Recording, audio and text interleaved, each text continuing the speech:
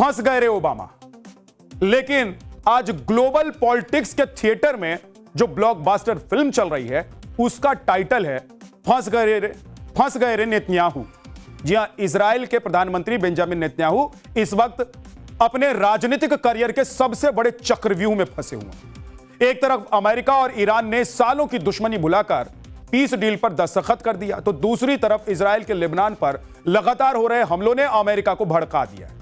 हालात ये हो गए हैं कि डोनाल्ड ट्रंप, जिन्हें इजराइल अपना सबसे बड़ा दोस्त मानता था, उन्होंने G7 के मंच से नेतन्याहू को उनकी हैसियत याद दिला दी। अमेरिका ने साफ कर दिया कि हमारे टैक्स के पैसों से इजराइल जिंदा है और वही इजराइल अब हमारी बातें नहीं सुन रहा है।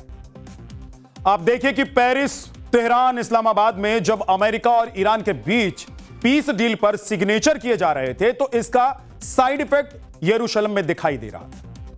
डील में तय हुआ था कि 19 जून यानी कि आज स्विट्जरलैंड में दोनों देश इस MOU को जमीन पर उतारने की बात करेंगे, यानी कि मीटिंग करेंगे। अमेरिकी उपराष्ट्रपति JD वेंस का पूरा स्टाफ, व्हाइट हाउस के टॉप ऑफिसर्स पहुंच चुके थे, लेकिन ऐन मौके पर यह दौरा JD वेंस ने रद्द कर दिया। वजह बना इजराइल एक्सियोस की रिपोर्ट, और रिपोर्ट के मुताबिक ईरान की मांग थी कि लेबनान में इजराइल तुरंत युद्ध रोक दे, लेकिन इजराइल ने बमबारी नहीं रोकी और इसी वजह से अमेरिका और ईरान की बातचीत खटाई में पड़ी। अमेरिका अब इसका पूरा जिम्मेदार नेतन्याहू को मान रहा है। डोनाल्ड ट्रंप ने G7 में सरेआम इजरायली PM की धज्जियां उड़ाते हुए तमाम बातें कह दी। ट्रंप ने नेतन्याहू को छोटा पार्टनर कहकर दुनिया के सामने जलील कर दिया। सुनिए कि ट्रंप ने उस वक्त क्या कहा।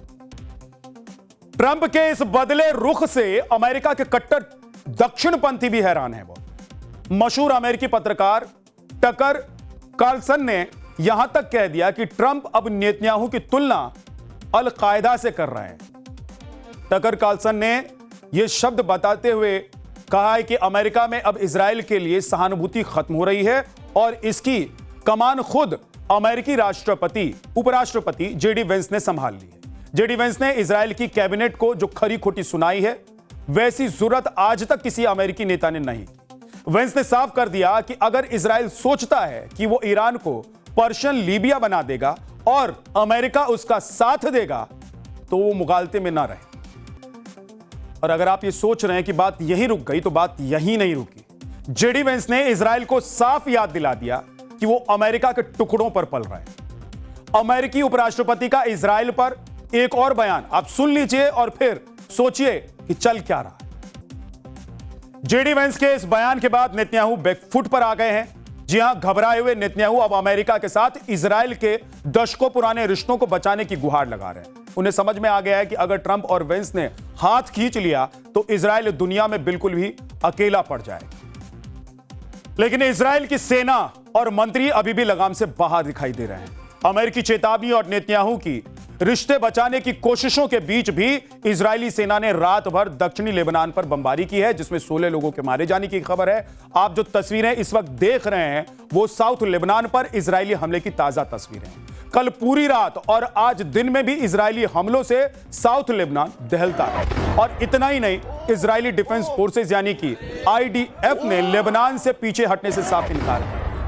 IDF ने दक्षिणी लेबनान में अपनी मौजूदगी का नया नक्शा भी जारी कर दिया है। IDF ने साफ कहा है कि सैनिकों को वापस बुलाने की फिलहाल कोई भी योजना नहीं है। तो वहीं इजराइल रक्षा मंत्री कह रहे हैं कि इजराइल को कोई डिक्टेट नहीं कर सकता है। इधर फ्रांस के राष्ट्रपति इमैनुअल मैक्रों ने चेतावनी दी है कि नेतन्याहू को समझदारी दिखानी होगी। मैक्रों ने कहा है कि ट्रंप का रुख इजराइल के प्रति बदल गया है और नेतन्याहू को भी यह समझना होगा। आप देखिए कि इजराइल की जो पॉलिसी है वो नेतन्याहू को सिर्फ अंतरराष्ट्रीय स्तर पर ही नहीं ले डूब रहा है, बल्कि उनके अपने घर में भी उनके लिए बड़ी दिक्कत खड़ी कर रहा है। इजराइल में यह चुनावी साल है, इलेक्शन होने हैं, नेतन्याहू की कुर्सी पहले ही डगमगा रही है और होस्टेजेस की रिहाई ना होने से जनता सड़कों पर पहले से ही। लेकिन नेतन्याहू के लिए सबसे बड़ा खतरा ईरान या हिजबुल्लाह नहीं है। सबसे बड़ा खतरा खुद इजराइल के अंदर बैठे लाखों अरब नागरिक हैं। इजराइल के ही वित्त मंत्री बेजलेल स्ट्रोमस्ट्रिच ने ऐसा डराने वाला बयान दे दिया है जिसने पूरे इजराइल में खौफ पैदा कर दिया है। घर के अंदर गृह युद्ध और बाहर दुनिया से लड़ाई। सुनिए कि एक पॉडकास्ट में क्या कुछ इजरायली वित्त मंत्री ने कहा है। तो आप देखिए कि ऐसे वक्त में जब ऐसा लग रहा था, दुनिया भर के लोग सोच रहे थे कि अब ये युद्ध खत्म हो गया और इजराइल की वजह से, नेतन्याहू की वजह से जो बैठक होने वाली थी वो बैठक रद्द हो गई। फिर से दुनिया के माथे पर चिंता की लकीर है। दरअसल आपको बता दें कि लेबनान में इजरायली सैनिकों की मौत से नेतन्याहू सरकार बौखलाई हुई है। इजराइल के कट्टरपंथी राष्ट्रीय सुरक्षा मंत्री बेग गवीर ने तो यहां तक कह दिया है कि पूरा लेबनान जलना चाहिए। हर इजरायली मां के आंसू के बदले 1000 लेबनानी माताओं को रोना चाहिए। पीएम नेतन्याहू ने सेना को वापस बुलाने से इनकार कर दिया, लेकिन नेतन्याहू का असली डर बॉर्डर पर नहीं, बॉर्डर के अंदर है। चुनावी साल में नेतन्याहू की इमेज एक सुरक्षा देने वाले नेता के से युद्ध में झोंकने वाले नेता की बन गई और अपनी सत्ता बचाने के लिए नेतन्याहू अब अमेरिका में लॉबिंग कर रहे हैं। टाइम्स ऑफ इजराइल ने CNN के हवाले से बताया है कि नेतन्याहू मार्क लेविन जैसे दक्षिणपंथी अमेरिकी पत्रकारों का सहारा लेकर ट्रंप पर दबाव बनाने की कोशिश कर रहे हैं।